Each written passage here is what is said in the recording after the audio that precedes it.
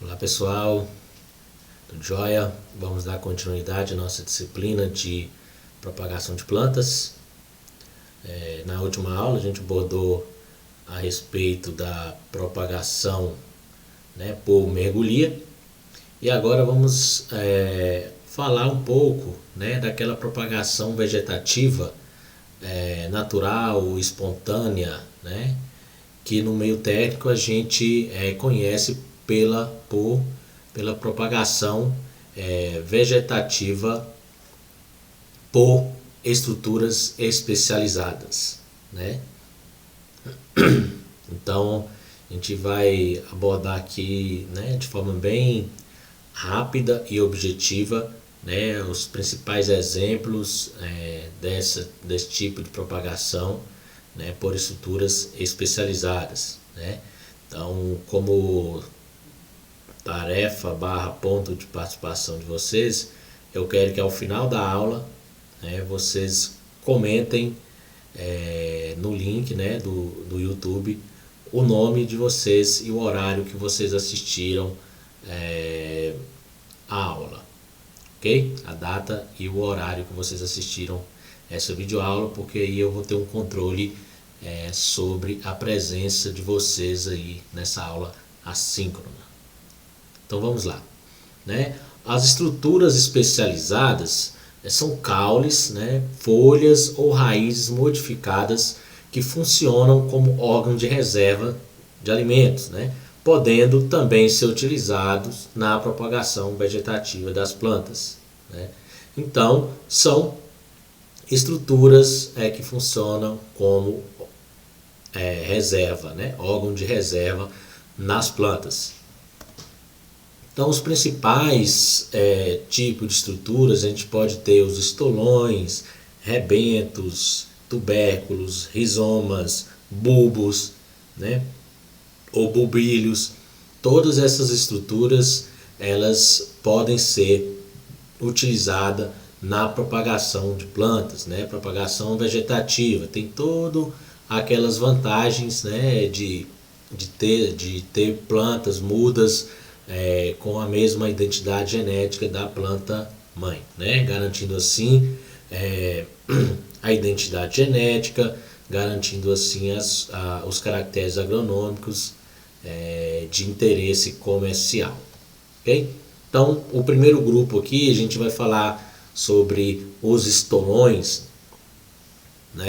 Os estolões são caules aéreos especializados, mais ou menos horizontais, que surgem da axila das folhas, aqui ó, na axila aqui das folhas, na base ou na coroa. Então a gente pode ter a axila das folhas na base ou na coroa das plantas que enraizam, e formam uma nova planta.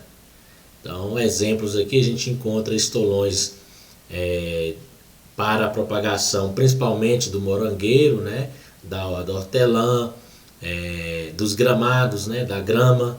Então a maioria dessas, esses são os principais exemplos onde a gente utiliza os estolões. Só que para vocês observarem, isso aqui então são os estolões. A gente separa isso aqui da planta mãe e coloca em um substrato para o enraizamento. Olha aqui para vocês verem. Então aqui ó, eles enraizam. Então aqui são mudas de morango, então através de estolões. Então estolões nada mais que é isso aí, os caules aéreos especializados. O segundo tipo de estrutura especializada, a gente tem os rebentos, Então os rebentos são brotações que surgem a partir de raízes do caule ou dos próprios frutos, que quando enraizados podem ser utilizados na produção de novas plantas, Então os principais exemplos aqui a gente tem o abacaxizeiro, a moreira preta, mas o abacaxizeiro é o mais comum, Então o abacaxi, ele pode ser propagado através de rebentos. Então temos vários tipos de rebentos, né? Então, ó, a coroa, esses rebentos podem vir da coroa, né? Aqui o nome que a gente denomina filhote. Temos aqui o filhote rebentão, temos o rebentão e até o caule, né? O talo. Então, basicamente, essa divisão que a gente tem. Mas todos são rebentos, né? Desde a coroa, né, até o filhote. Então, um dos mais utilizados, né, o filhote rebentão e o rebentão são os mais utilizados para a produção de mudas de abacaxizeiro, porque tem um pegamento maior, as mudas são mais vigorosas, né?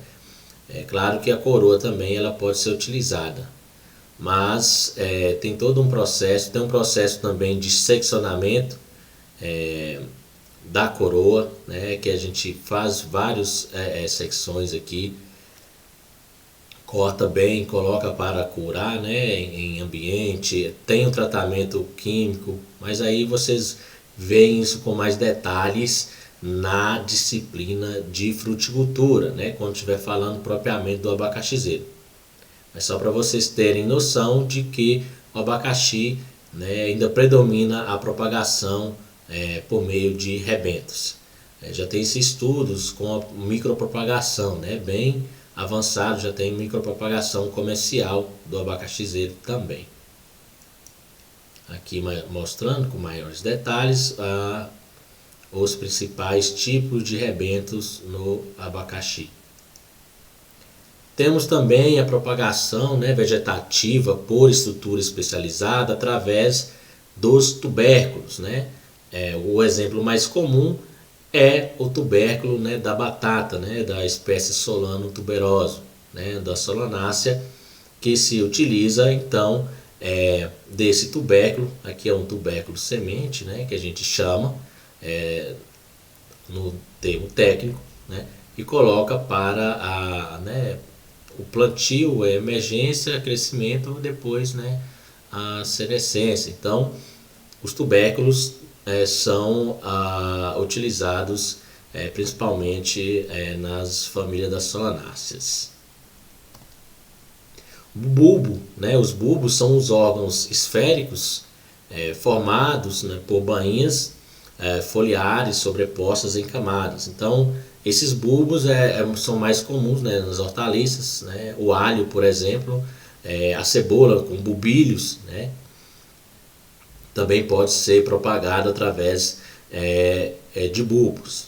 Então, bulbos sementes, né, cada dentinho desse aqui a gente pode separar com a brotação e ele vai originar uma nova planta.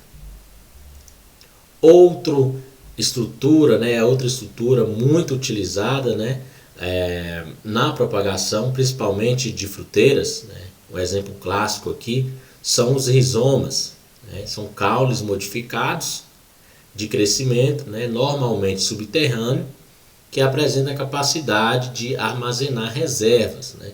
Então aqui a gente tem esse rizoma aqui, tem um meristema, né, o meristema apical, e esse meristema ele vai dar origem, né, a novas folhas, né, novas folhas dessa nova muda aqui. Então os rizomas são muito praticados e foi muito praticado na bananicultura, né, na produção de mudas. A gente tinha diversos tipos de mudas, classificação dessas mudas de banana, né, como muda guarda-chuva, tínhamos a muda chifre, chifrinho, chifrão. Então essas mudas de banana hoje em dia já não é tão utilizado, né, comercialmente. Por quê? Devido à questão da fitossanidade, né? Então, em Minas, por exemplo, um Maranhão novo ele tem que ser proveniente de mudas micropropagadas, né, através da cultura de tecidos, que garante uma identidade, né, genética e também garante principalmente a lisura quanto à sanidade daquela muda, certo, pessoal?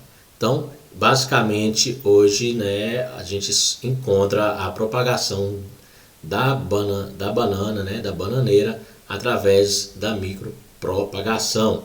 E essa micropropagação a gente vai observar, vai estudar nas próximas aulas, certo? Então, o rizoma, quando a gente fala de propagação por estrutura especializada, lembra de cara, né, da bananicultura, né? Aqui a gente pode também observar rizomas em outros tipos de mudas, além da fruteira, né?